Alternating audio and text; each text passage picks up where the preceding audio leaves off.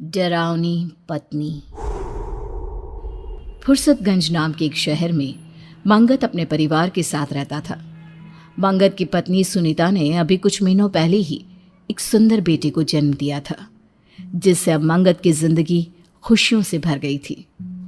सुनो, बच्ची और घर का काम दोनों एक साथ करना मुश्किल हो जाता है।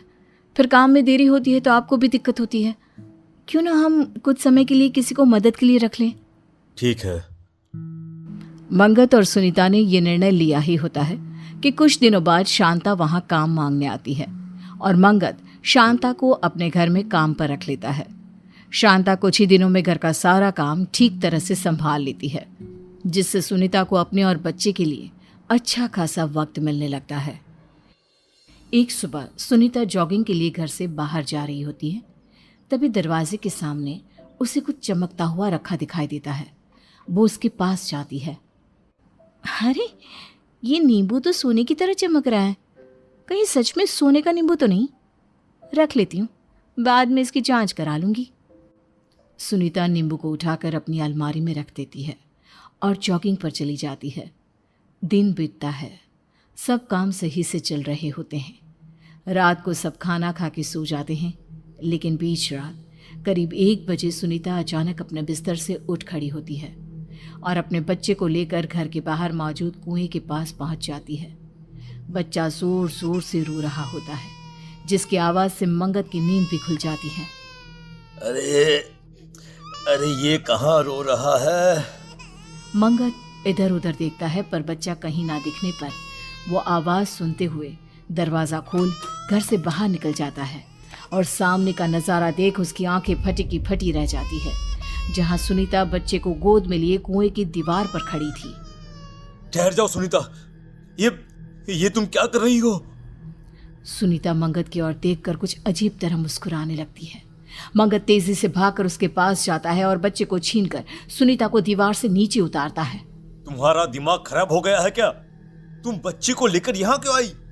आखिर तुम करना क्या चाहती थी? मंगत ये बोल ही रहा होता है कि सुनीता बेहोश हो जाती है। सुनीता की हालत देख मंगत को कुछ समझ में नहीं आता। वो उसे उठाकर कमरे में ले जाता है। आज से पहले सुनीता ने ऐसा कुछ नहीं किया। आखिर ये सब था क्या और क्यों? मुझे विशाल से बात करनी चाहिए। अगले दिन मंगत अपने मनोवैज्ञानिक दोस्त विशाल को फोन करके उसे सारी बात बताता है, जिसके कुछ ही देर बाद विशाल उनके घर पहुंच जाता है और सुनीता से बात करके उसके मन की दशा जानने की कोशिश करने लगता है। अरे तुम चिंता मत करो मंगत, घबराने वाली कोई बात नहीं है। ये स्लीप वॉकिंग का नतीजा हो सकता है। मैंने भाभी को दवाइयाँ दे दी हैं, अब मैं चलता हूँ, ध्यान रखना अपना। विशाल वहां से चला जाता है, जिसके कुछ दिनों तक तो सब ठीक रहता है, लेकिन फिर एक शाम जब मंगत ऑफिस से घर लौटता है तो अपने कमरे का नज़ारा देख उसके होश उड़ जाते हैं, जहां सुनीता ने एक बड़ी रस्सी पंखे से बांध रखी थी और दूसरा सिरा अपने मासूम बच्चे के गले में बांध रही थी। सुनीता, अरे तुम पागल हो गई हो क्या? आखिर तुम्हें क्या हो गया है? तुम हमारे बच्चे की जान लेना चाहती हो क्या? हटो यहाँ से। मंगत सुनीता को धक्का दे बच्चे को गोदी में ले लेता है, जिसके बाद एक बार फिर सुनीता बेहोश होकर गिर पड़ती है। मंगत उसी वक्त विशाल को फोन कर घर बुला लेता है। विशाल, मेरी तो कुछ समझ में नहीं आ रहा। आखिर ये सब मेरी जिंदगी में क्यों हो रहा है? न जाने अचानक सुनीता को क्या हो गया है। वो बार बार अपने ही बच्चे की जान लेने की कोशिश क्यों कर रही है? अचानक भाभी को पड़ रहे इन सब दौरों का रीजन तो मुझे भी कुछ समझ में नहीं आ रहा। लेकिन तुम फिक्र मत करो, मैं कुछ सोचता हूँ। बस तुम बच्चे का ध्यान रखना। विशाल सुनीता को एक इंजेक्शन लगाकर वहां से चला जाता है। शांता, मैडम की तबीयत कुछ ठीक नहीं। आज बच्चे को तुम अपने पास सुला लो। मैं सुनीता का ध्यान रखता हूँ, ठीक है? बिल्कुल साहब, कोई दिक्कत नहीं है। शांता बच्चे को लेकर अपने कमरे में चली जाती है और सब सो जाते हैं। लेकिन करीब आधी रात होती ही अचानक मंगत को बच्चे के जोर जोर से रोने की आवाज़ सुनाई देती है। वो तुरंत उठकर देखता है तो सुनीता अपनी जगह पर नहीं होती। नहीं।